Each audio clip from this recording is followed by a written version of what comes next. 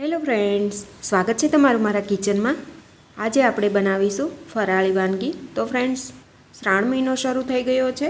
તો શ્રાવણ મહિનામાં આપણે બધા જ ઉપવાસ કરતા હોઈએ છીએ અને એકની એક ફરાળી વાનગી ખાઈને કંટાળી ગયા હોય તો આ રેસીપી તમારા માટે છે। તો આજે આપણે એકદમ ફૂલેલા રાજગરાના ફરાળી વડા બનાવીશું। તો અહીંયા વડા બનાવવા માટે મેં અહીંયા 5 થી 6 નાની સાઈઝના બટેકા લીધેલા છે। બટેકાને બાફી અને તેની છાલ નીકાળી તૈયાર કરેલા છે। તો હવે આપણે બટેટાને આ રીતે છીણી લઈશું। તો ફ્રેન્ડ્સ, તમે આ રીતે રાજગરાના ફરાળી વડા ન બનાવ્યા હોય તો એકવાર જરૂરથી બનાવજો। આ વડા ખાવામાં ખૂબ જ ટેસ્ટી લાગે છે। આ વડાને તમે ગ્રીન ચટણી સાથે, ચા સાથે અથવા તો દહીં સાથે ખાઈ શકો છો। તો હવે મેં બધા જ બટેકાને આ રીતે ગ્રેટ કરી લીધેલા છે। હવે તેની અંદર આપણે મસાલા કરી લઈશું। સિંગદાણા અચકચરા કરેલા નાખીશું। તો સિંગદાણા અત્યારે મેં 2 ચમચી લીધેલા છે। તો તમને જે રીતે તીખાશ ભાવે એ રીતે આપણે મરચાંની પેસ્ટ ઉમેરી દઈશું। અત્યારે મેં પેસ્ટ લીધેલી છે, તમે મરચાંના ટુકડા પણ લઈ શકો છો। સાથે જ આપણે અડધી ચમચી જેટલી વરિયાળી ઉમેરીશું। તમે જે રીતે વડા બનાવતા હોય એ રીતે તમારે બધી જ સામગ્રી લેવાની રહેશે। સાથે જ આપણે 1 ચમચી તલ ઉમેરીશું। આની અંદર તમારે મરી પાવડર ઉમેરવો હોય તો તમે અડધી ચમચી મરી પાવડર પણ લઈ શકો છો।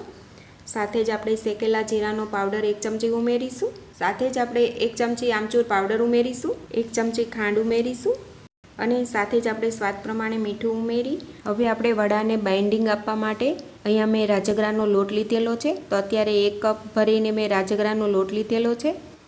આ લોટ કરિયાણા સ્ટોર પર આસાનીથી મળી જશે, પણ અત્યારે મેં રાજગરો ઘરે જ દળીને લીધેલો છે। તમારી પાસે રાજગરો હોય તો તમે મિક્સરમાં ક્રશ કરીને પણ લઈ શકો છો। તો હવે તે થોડો ઉમેરી દઈશ અને મિક્સ કરી લઈ। વધારે જરૂર લાગે તો ફરી જે બાકીનો છે તે પણ ઉમેરી દઈશ અને હાથથી બરાબર મિક્સ કરી લઈશું અને તેનો લોટ બાંધી લેવાનો છે। આ લોટ આપણે પાણી વગર જ બાંધીને તૈયાર કરી લેવાનો છે। હવે તેની અંદર આપણે થોડા ધાણા ઉમેરી દઈશું। ધાણા મારે ઉમેરવાના રહી ગયા હતા, તો ધાણા ઉમેરી ફરી આપણે એકવાર સરસ મિક્સ કરી લઈશું અને લોટ બાંધીને તૈયાર કરીશું।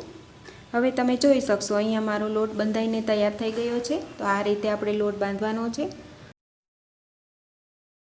હવે આપણે લોટ ઉપર થોડું તેલ ઉમેરી અને સારી રીતે મસળી લઈશું। હવે હાથ ઉપર તેલ લગાવી અને આપણે જે રીતે આપણે રોટલીનો લુવો લઈએ એ રીતે તેમાંથી લોટ લઈશું અને લુવો બનાવી લઈશું। આ રીતે આપણે વડાને થેપીને તૈયાર કરવાના છે।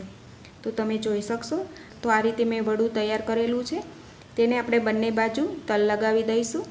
તમે ઉપવાસમાં તલ ખાતા હોય તો ઉમેરવાના, નહીંતર તમે સ્કીપ પણ કરી શકો છો। તો વડાને આપણે આ રીતે હથેળીના મદદથી થેપી લેવાનું છે। તો વડાને મેં આ રીતે બંને સાઈડ તલ લગાવીને થેપીને તૈયાર કરી લીધેલું છે। તો આ એક વડું આપણું તૈયાર છે। તો આ જ રીતે હું બાકીના બધા જ વડા બનાવીને તૈયાર કરી લઈશ।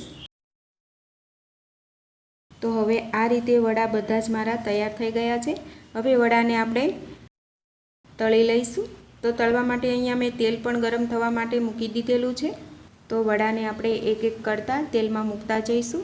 વડાને આપણે બંને સાઈડ ગોલ્ડન ક્રિસ્પી થાય એવા તળી લેવાના છે। આ વડા બહારથી ક્રિસ્પી અને અંદરથી એકદમ સોફ્ટ બનશે અને જેમ જેમ વડા તળાશે તેમ આ રીતે ઉપર આવવા લાગશે અને વડા સરસ ફૂલીને તૈયાર થશે। તો આ રીતે વડા તળાઈ ગયા છે, તેને આપણે પલટાવી લઈશું। તો પલટાવતા પલટાવતા બંને સાઈડથી આપણે એકદમ સરસ ગોલ્ડન બ્રાઉન તળી લેવાના છે।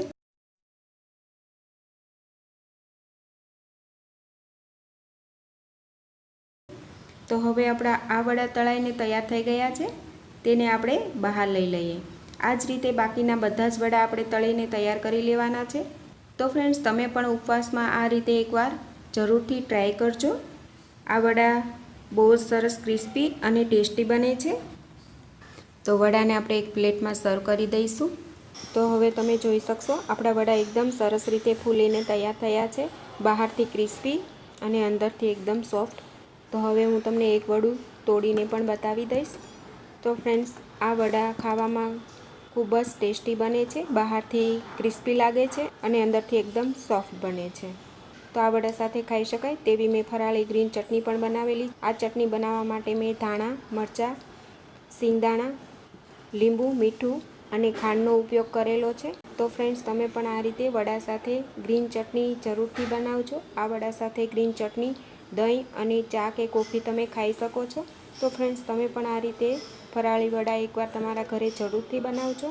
ત્યારબાદ મને કમેન્ટ કરીને જરૂરથી જણાવશો કે તમને આ રાજગરાના ફરાળી વડાની રેસીપી કેવી લાગી. રેસીપી સારી લાગી હોય તો વિડીયોને લાઇક કરજો, તમારા ગ્રુપમાં વધુને વધુ શેર કરજો અને મારી આ ચેનલને સબસ્ક્રાઈબ જરૂરથી કરજો. તો ફરી મળીશું ફ્રેન્ડ્સ આવી નવી રેસીપીઓ સાથે.